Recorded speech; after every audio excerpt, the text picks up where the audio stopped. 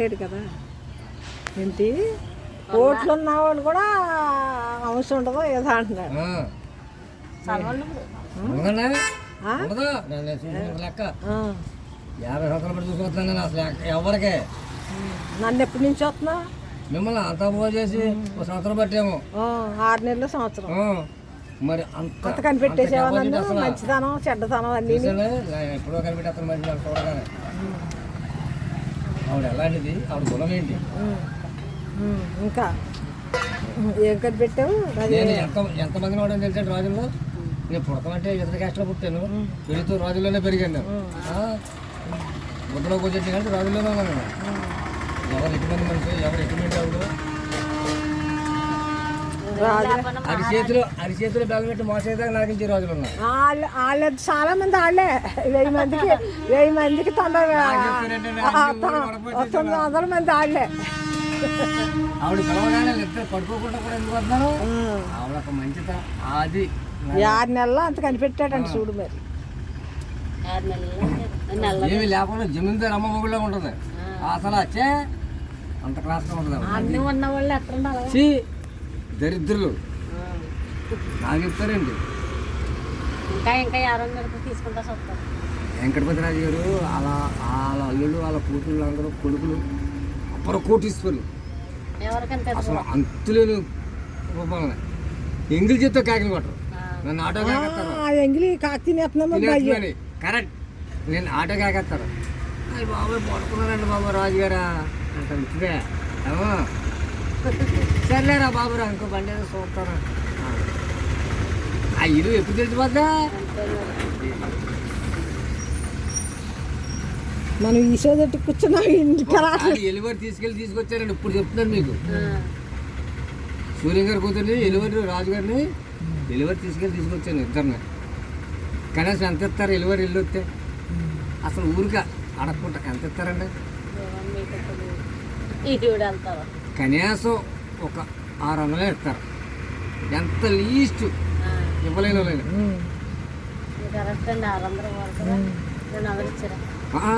ఒక పూట అత్తమానం ఈ టైం దాకా ఉంచుకొని ఇంటికి వస్తే 600 చేతిలో పెడుతున్నారు. మా ఊళ్ళందరూ ఆశ్చర్యపోరు. ఏంటి ఈ అమ్మ 1000 2000 అనుకుంటున్నావురా బాబు మేమా అంటున్నారు. ఇదిలే మరి పాస్ అంటే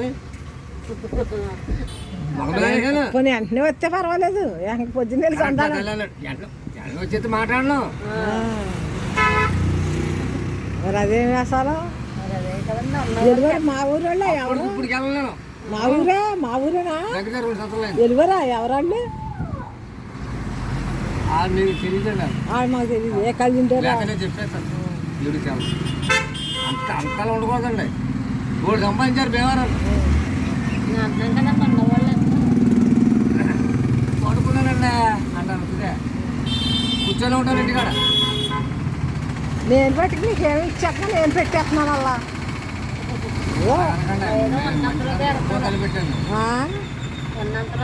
అది మా అమ్మగారింటికి 2 సార్లు తీసుకెళ్ళాను. 2 సార్లు అడిగేసారు. ఒకసారి ఇచ్చేసింది తల్లి.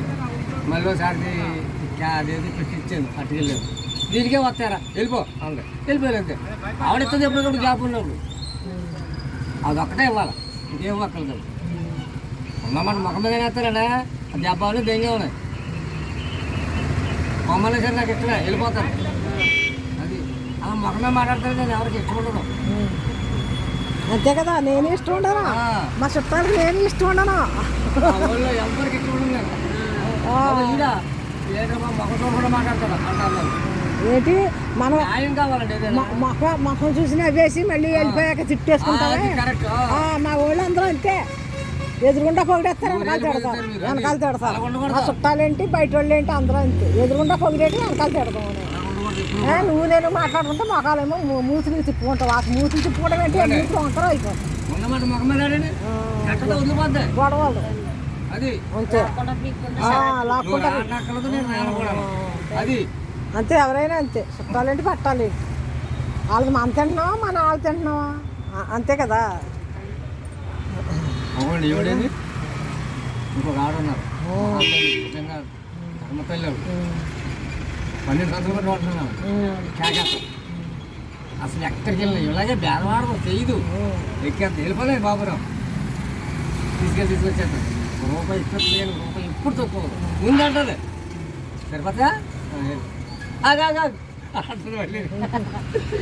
అయ్యో బాబా మరి ఆవిడ నన్ను కోల్పుతాడు మీరిద్దరు అవి ఒకటేనండి అంటే ఇదేంట్రా రాలేదు ఇంకా పుట్టాను రాలేదు రోజు ఆ పుట్టాను ఇంకా రాలేదు ఆవిడెవరో వచ్చారు ఏ పట్టుకుని వచ్చేద్దాం ఇలాగ వచ్చేద్దాం